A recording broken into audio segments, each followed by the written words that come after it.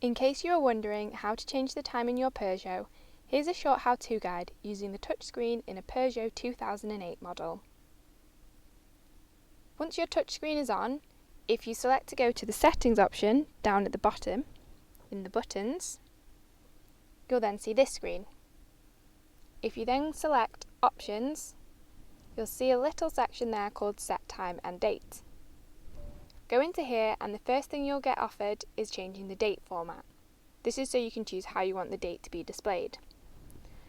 Along the bottom you'll see the option for time. If you select this option, this is where you can make all of your alterations.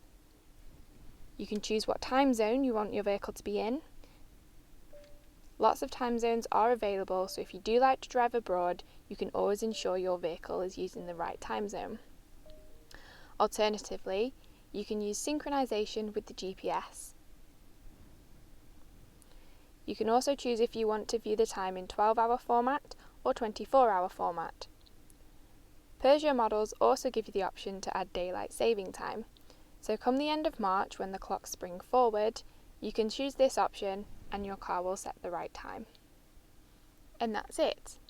If you do have any questions or need any help at all, please do get in touch and our Swansway Chester Peugeot team will be more than happy to help.